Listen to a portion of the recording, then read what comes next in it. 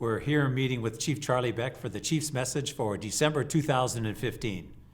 Sir, Jack, how are you? I'm excellent, thank And you. congratulations, by the way. Oh, thanks, boss, I appreciate that.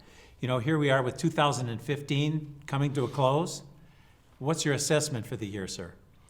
Well, it's been a tough year, Jack, and I don't think that anybody needs me to tell them that. You know, this is the first year in over a dozen years we've seen an increase in crime. We've also seen events across the nation that caused a crisis of confidence in policing throughout America. So the APD has had to respond to both of those things, and I have to tell you, I'm very, very proud of this department. I'm proud of the men and women who have been able to take these things in stride and not only stop the increase in crime, but also increase confidence while doing it. You know, this is a tremendous organization made up of people who dedicate their lives to this city and making it safe, and none of us take these issues lying down, and this department has not. We've gone through the year and within the year itself, some tremendous ups and downs. We had the Special Olympics World Games here. It was fantastic. And then not long after that, we had criticism in regards to our field activities. Well, you know, and the Special Olympics were flawless, and everybody was a great ambassador for Los Angeles and for the police department. I was immensely proud of what we did there.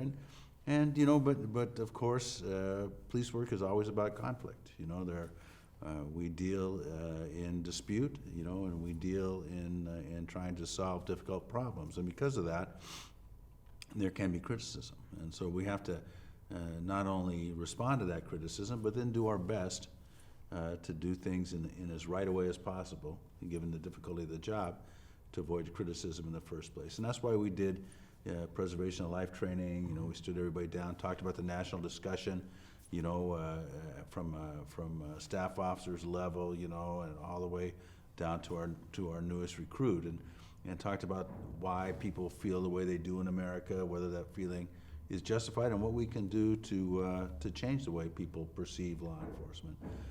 You know, I think that is a very, very important thing to do.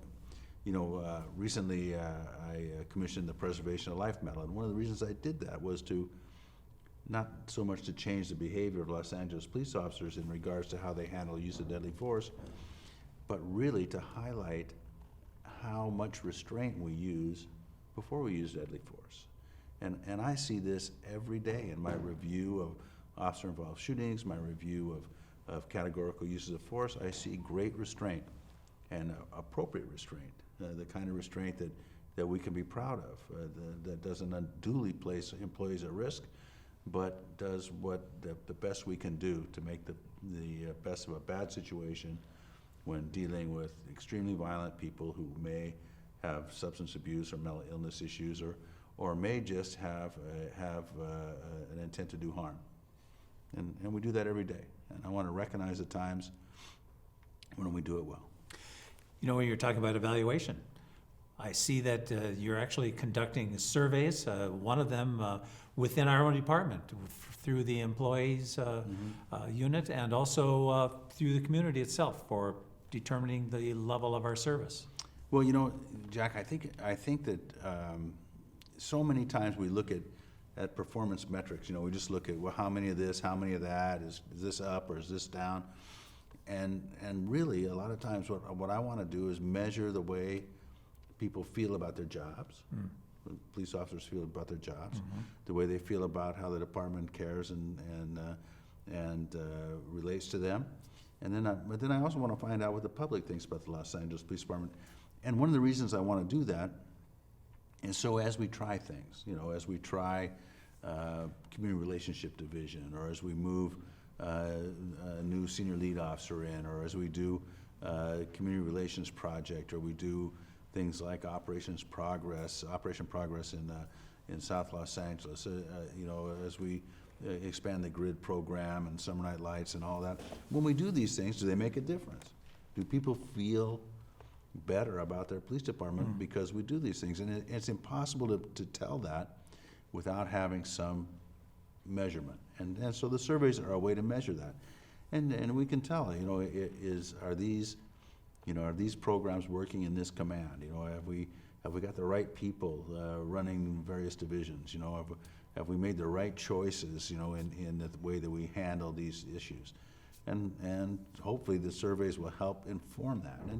And all these things are just ways to help us do a really difficult job as well as it can be done. And you know, and I have great confidence in the LAPD. I believe that given the chance, given the support, that we can do policing at a level far beyond what is done anywhere else.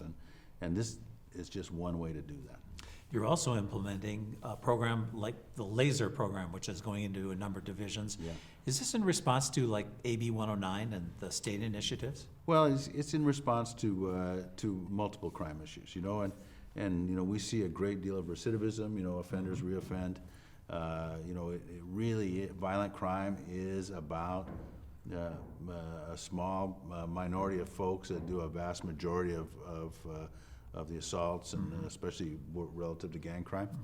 And so we want to target those folks, and we want to get them out of circulation. You know, and I want to make sure that if they're going to be violent, they're going to be violent in prison, not on the streets of Los Angeles. How about the mental evaluation units? You're expanding that as well.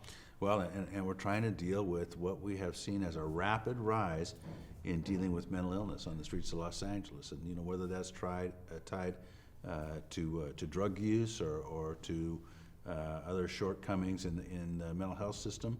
You know, I don't know the answer to those things yet, but I do know that more men and women in the Los Angeles Police Department are responding to those types of calls.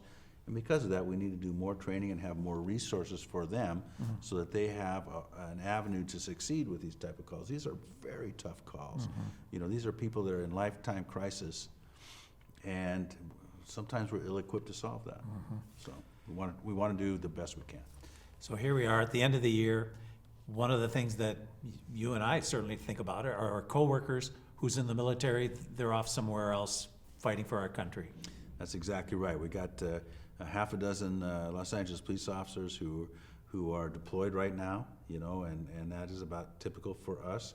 This is a very tough time to be away from your family in a very difficult circumstance, and I want to make sure that all of us remember them in our hearts as we get a chance to spend time with our families. Thanks a lot, boss. Appreciate it. No, thank you, Jack. Your safety is my number one priority.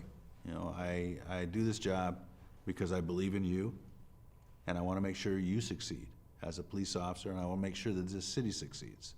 So you take care and be safe out there.